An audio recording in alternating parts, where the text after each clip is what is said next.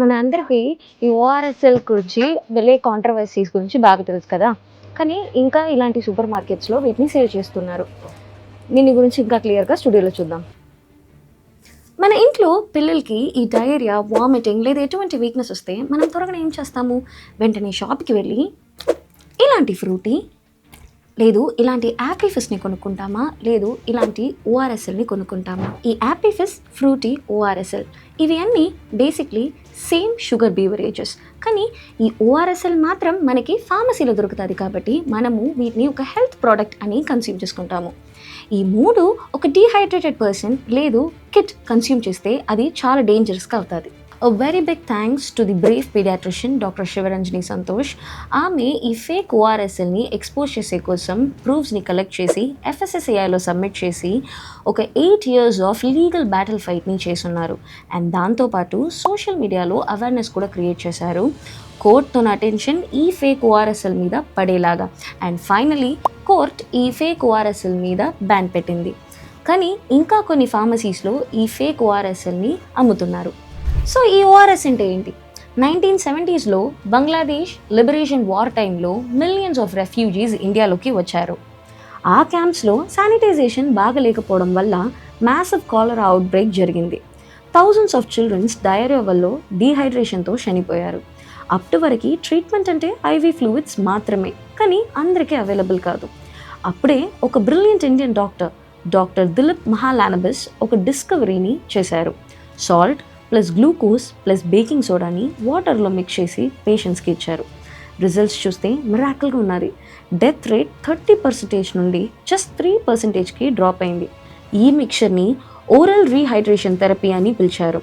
Later packed ఫార్మ్స్లో ORS that is oral rehydration సొల్యూషన్గా form అయింది. డాక్టర్ మహాలానబిస్ని లేటర్గా పద్మవిభూషణ్తో కూడా హానర్ చేశారు. సో ఈ ORSని ఎలా వర్క్ చేస్తుంది?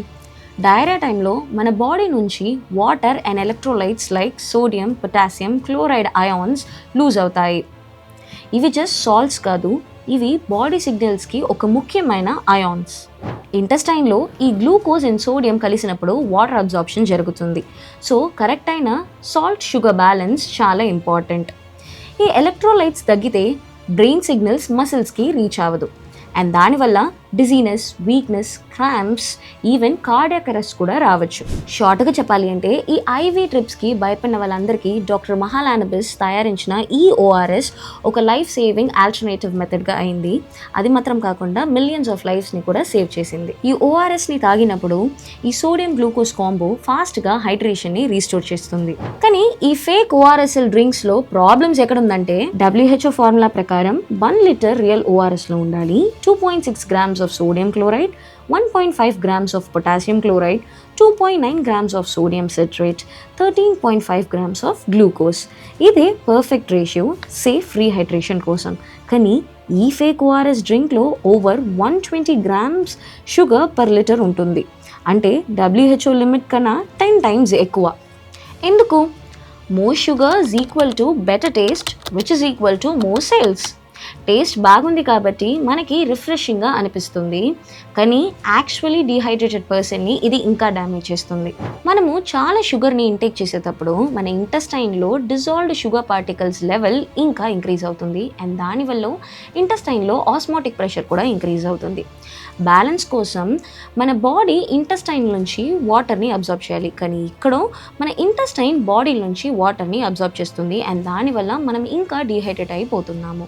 అండ్ దీని వెనకాలన్న సైన్స్ ఏంటంటే ఎప్పుడే వాటర్ లెవెల్ లో కాన్సన్ట్రేషన్ లెవెల్ నుంచి హై కాన్సన్ట్రేషన్ లెవెల్కి మూవ్ అవుతుంది.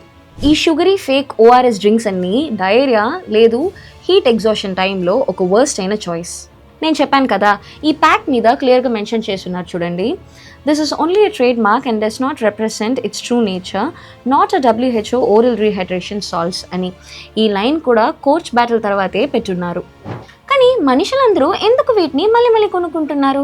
ఈ కంపెనీస్ అన్ని కన్స్యూమర్స్ని కన్ఫ్యూజ్ చేయాలి అని white packing, medical looking label, ORS, electrolyte, rehydration ఇలాంటి సైకలాజికలీ ట్రికింగ్ వర్డ్స్ని యూజ్ చేస్తున్నారు. అండ్ దాంతోపాటు ఫార్మసీ షెల్ఫ్లో జెన్యూన్ అయిన ఓఆర్ఎస్ పక్కన పెట్టి వీటిని కూడా మనకి సేల్ చేస్తున్నారు.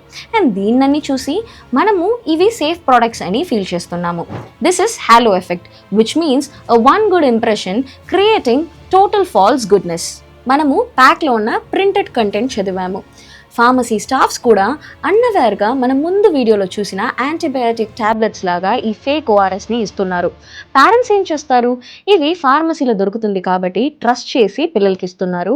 అండ్ ఇది చాలా సీరియస్ అయిన ఇష్యూ. సో నెక్స్ట్ టైం ఈ ఓఆర్ఎస్ కొనుక్కోవాలి అంటే WHO రికమెండెడ్ అని రాసిన శాషెట్ని కొనుక్కోండి. పౌడర్ టైప్ వాటర్లో మిక్స్ చేసి వాడేదే రియల్ ఓఆర్ఎస్. ఈ ఓఆర్ఎస్ఎల్, ఓఆర్ఎస్ ప్లస్ లాంటి హెవీ షుగర్ డ్రింక్స్ని అవాయిడ్ చేయండి.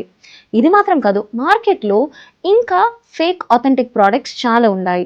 ఫర్ ఎగ్జాంపుల్, క్యాషు బిస్కెట్స్లో జస్ట్ 2% ఆఫ్ క్యాషు, ఫ్రూట్ జ్యూసెస్ను మోస్ట్లీ షుగర్ సిరప్, ఇలాంటి చాలా ఉన్నది. So be a smart consumer. ఈ FSSAI కోర్ట్ బ్యాన్ కోసం వెయిట్ చేయకండి. ప్యాకెట్కి వెనకాలండి లేబుల్ని జాగ్రత్తగా చదివి యూజ్ చేయండి. ఇలాంటి మిస్లీడింగ్ ప్రోడక్ట్స్ని చూస్తే కమెంట్లో చెప్పండి. Let's expose them together.